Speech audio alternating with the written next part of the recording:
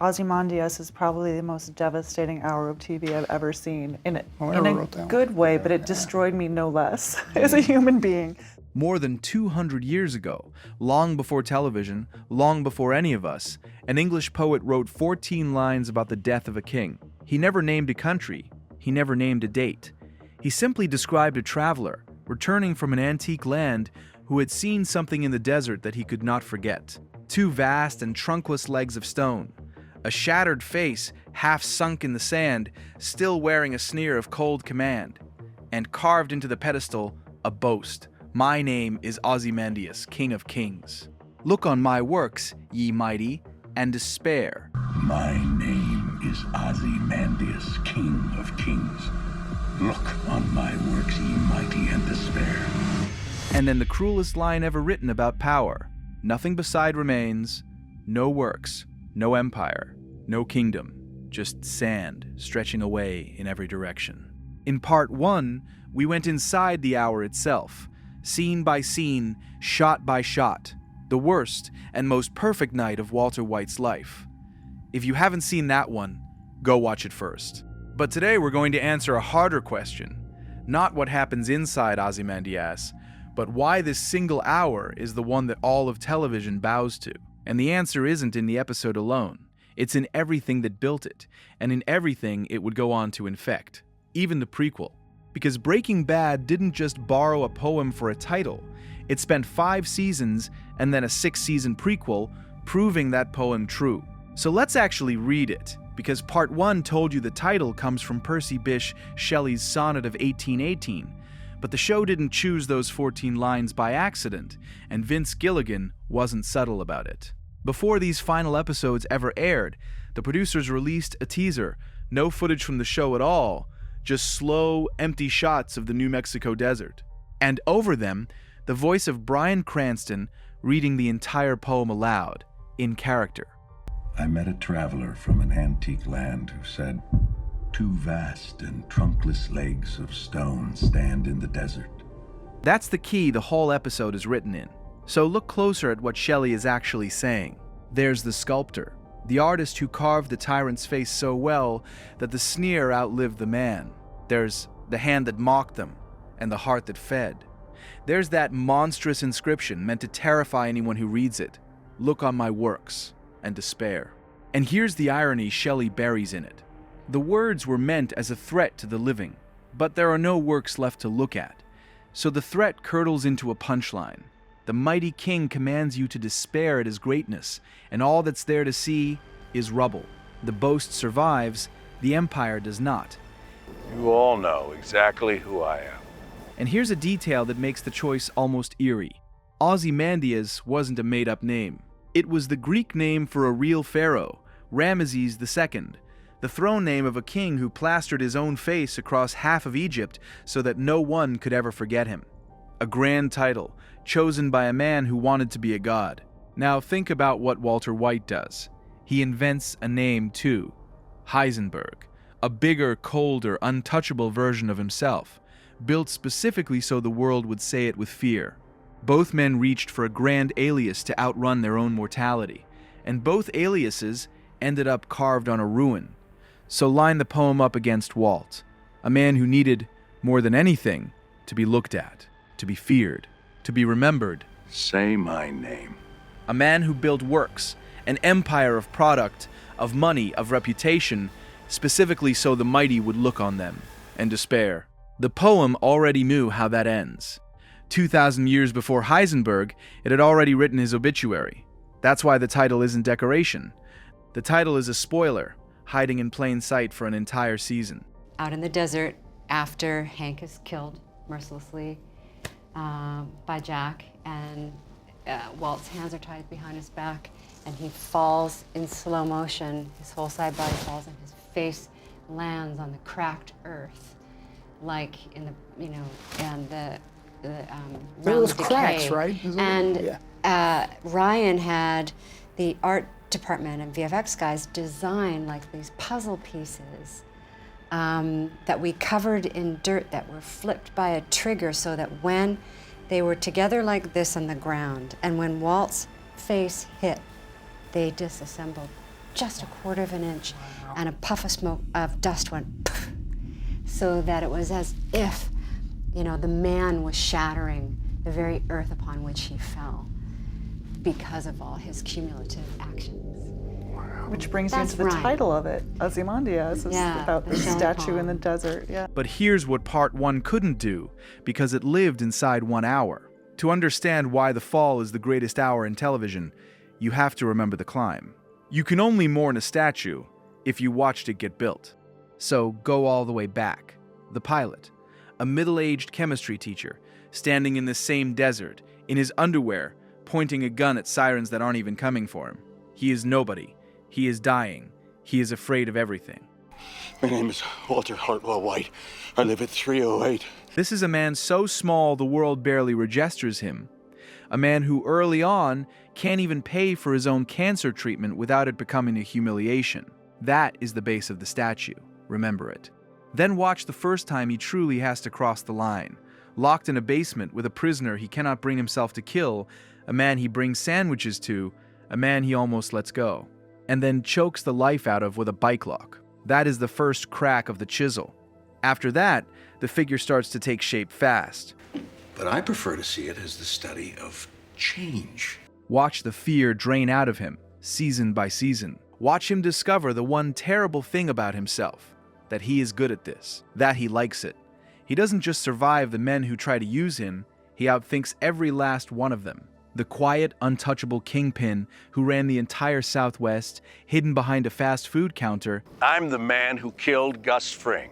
Walt removes him, too, and steps into the empty throne as if it were always his. He partners with a multinational corporation. He moves product across borders.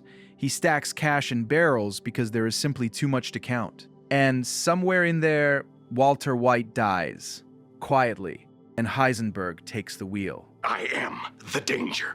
I am the one who knocks. And when a rival dares to ask who he thinks he is, he doesn't even blink. Say my name. That is, the pedestal being carved in real time. My name is Ozymandias, King of Kings. Every one of those lines is a stone laid on a statue, and the show makes you complicit in it. It makes the Empire feel good. It makes you root for the Colossus, which is the whole trap, because the higher you help him build it, 80 million. the further it has to fall. And Ozymandias is the hour the ground finally arrives. So when people call Ozymandias the greatest hour ever filmed, they usually point at the performances, or Hank, or the desert. Part 1 covered all of that beautifully, but the deeper reason lives in the architecture, in how the episode is engineered to close a 5-season circle in a single hour. Notice first that it refuses to ease you in. There's no recap, no slow build. It picks up mid-catastrophe, dropping you straight back into a shootout the previous hour left dangling. Guns already drawn, the trap already sprung, and then it never lets your shoulders down again. Think about that on the level of the whole series. The show is, in a sense, named after its own ending. The greatest episode is the one the entire story was quietly walking toward from the very first frame. Start with the cold open, and here's a detail most people never learn. That gentle flashback, with Walt and Jesse young and hopeful at their very first cook. Our desired product is Put me into a coma, why don't you? What did you just say? That scene was the last thing the entire production ever filmed. You know, this scene was the very final scene that we shot Of the whole of series. the whole series. Of the Yep. whole series. They saved it for the final day just for, because I had pretty much a pretty serious beard. Right. For the majority Which of the you had to series. shave. I Which had to shave my yeah. goatee. They shot the end of the series, and then went back and shot its beginning, dead last. They even let Cranston and Aaron Paul grow their hair out, so the two men would look exactly as they did in the pilot. The actors literally aged backwards to close the loop. Watch what's hiding in that scene, too. As Skylar stands in the doorway, the director leaves a kitchen knife resting in the foreground. Calm, ordinary, waiting. Hours of story later, that same knife will be in her hand, pointed at his throat. The episode shows you the weapon before you know it's a weapon. And later, when the Empire is reduced to a single barrel of money dragged across the dirt, watch the ground. Walt passes a pair of trousers lying in the sand, the same pants he lost out here in the pilot, the day he first stood in this desert with nothing. The story has walked a complete circle. The Empire began on this dirt. The Empire ends on this dirt. Same sand, same man, and nothing in between but ruin. That's the difference between a great scene and a great structure. Anyone can write a shocking death. Elements. They combine and change into compounds. Almost no one can write an hour where every single promise the show ever made, the desert, the lie, the family, the pride, comes due at once, in order, and pays in full. The title, the plot, the theme, and the image all become the same thing at the same moment. That is not luck. That is design. It's why this episode, directed by Rian Johnson, who'd already made the show's strangest, quietest hour, and written by Moira Walley-Beckett, who won the Emmy for this script alone, held a perfect 10 out of 10 on IMDb for 13 straight years. The only episode of anything, ever, to do it. It topped Rolling Stone's ranking of the greatest television episodes of all time. Not because fans simply loved it, but because, structurally, it is about as close to flawless as the form has ever come. And here's where I'd defend that crown against any challenger you can name. Television has other legendary hours, the great gut punch episodes, the shocking weddings, the bottle episodes, the perfect finales, and they earn their place. But almost all of them are great moments, a brilliant hour that lives, more or less, on its own. Ozymandias is something rarer. It's a perfect hour that is also a load-bearing wall. Take it out, and the entire structure above it falls. It doesn't just succeed as one episode, it justifies 5 seasons behind it, and as we're about to see, it casts a shadow over 6 more seasons that hadn't even been written yet. No other episode in the history of the medium carries that much weight and stays standing. That's the argument. That's why it's not just a great hour, it's the greatest. And now, the part nobody talks about, the part that makes this hour even bigger than its own runtime. Because the poem didn't stop with Walt. When Vince Gilligan went back to tell the story before Breaking Bad, Better Call Saul, He defecated through a sunroof. he didn't write a fun little prequel about a funny lawyer. He wrote Ozymandias again, in slow motion. Across 6 more seasons, think about what Saul Goodman actually is. He's a monument a man builds out of himself. Jimmy McGill, decent, desperate, gifted Jimmy, constructs a louder, shinier, hollow version of himself, and carves a name onto it, a persona, a pedestal. Look on my works, and it crumbles in exactly the order the poem promises. It starts with his own brother, Chuck, the proud, brilliant McGill who looked down on Jimmy his entire life. This chicanery, he's done worse. It's taken apart in a courtroom, his own genius turned against him on the witness stand. The great man, exposed, and then gone. He'll never change. He'll never change, ever since he was 9. The first statue to fall. From there, the wreckage spreads the way it always does, around a man who believes his cleverness makes him untouchable. Schemes that felt fun, light, victimless, end in real graves. Howard Hamlin, a man whose only real crime was being smug, ends up dead on the floor of Jimmy's apartment, a casualty of a con that was supposed to be harmless.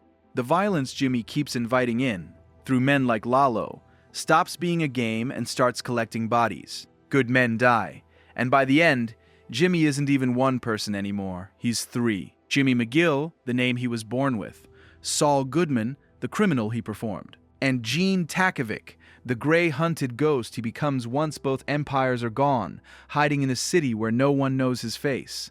3 statues of the same man, every one of them cracking at the base.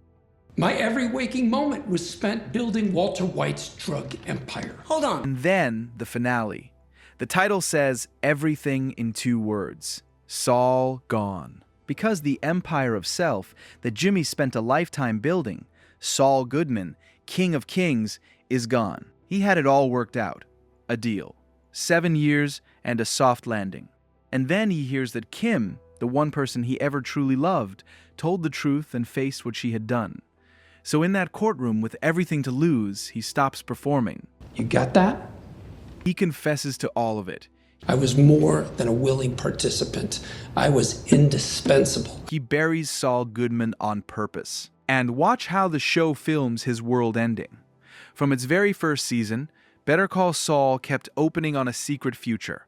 A lonely man in a Cinnabon in Omaha, shot in cold black and white.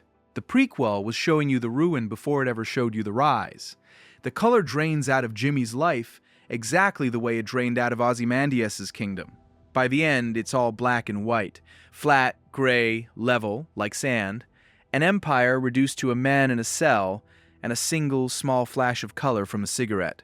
The lone and level sands stretch far away. Two protagonists, two empires of ego, two men who carved their names into the world and dared it to last, and both of them end exactly where Shelley said they would. Broken stone, empty desert, nothing beside remains. That's not a coincidence stretched across two shows. That's one 14-line idea spread over more than 100 hours of television.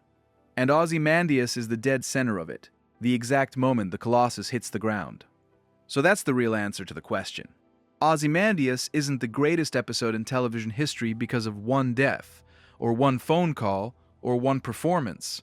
Extraordinary as they are, Part 1 proved how perfect the hour is on the inside. But its true greatness is that it's the keystone. Pull it out, and two entire shows collapse, because both shows were always about the same desert, the same pride, the same statue, certain it would last forever. For the family. I did it for me. Walter White looked on his works and despaired. Jimmy McGill looked on his and despaired. And the sand, boundless, bare, indifferent, stretched away over both of them, the way the poet promised it would, 200 years before either of them was ever written. Look on his works, ye mighty.